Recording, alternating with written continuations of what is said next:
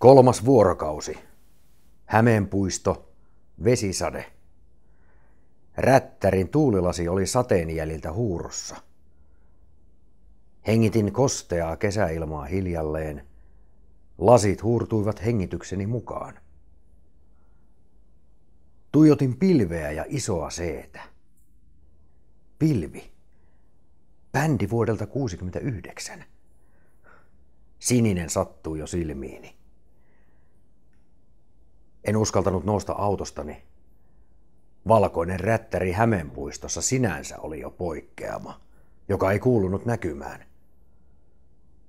Irrotin toisen takapyörän eilen, teeskennelläkseni rengasrikkoa. Luulen, että poka ei tajunnut vieläkään, mistä oli kyse.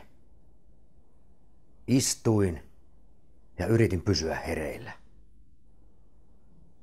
Pilvilogo. Lasittunut katse. En tahtonut enää pysyä hereillä. Toimeksianto oli taatusti sisällä. Pakko.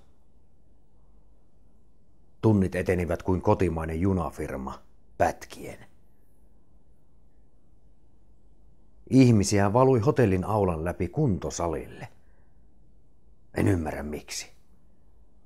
Miksi ihmiset vapaaehtoisesti menevät hikoilemaan juoksumatolle? Minulle riitti kävely postilaatikolle ja takaisin. Mihin aito dekkarin liikuntaa tarvitsee? Nytkin olen istunut autossa jo 3. päivää. Näin paikaltani pokaan huoneen ikkunaan.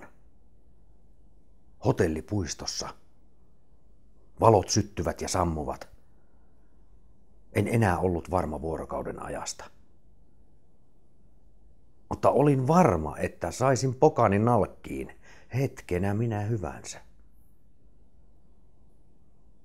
Mittariston analoginen kello naputti omaa tarenaansa. Minä tunsin jo oman hajuni. Pizzalaatikot henkivät omaa viestiään jalkotilassa. En aikonut antaa periksi.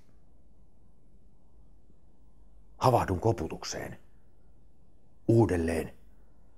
Aurinko paistaa lehmusten varjosta suoraan silmiini. Ei hitto. Koputus jatkuu kiivaana. Se ei ollut enää unta. Avaan silmäni. Silmäluomiini raosta näen tumman varjon. Joku koputtaa autoni lasiin. Tartun ikkunan veiviin samalla, kun avaan silmäni. Kari, nyt tämä leikki saa loppua. Joko minä tai tämä iänikuinen leikkisi, kumman sinä valitset, jäljellä olevan kesäloman vai dekkarileikkisi? Tule nyt, aamiainen odottaa.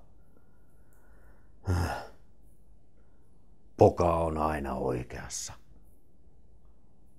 Menen aamupalalle. Tarunhohtoiset kesäyöt tarjoaa Cumulus. Sen pituinen se.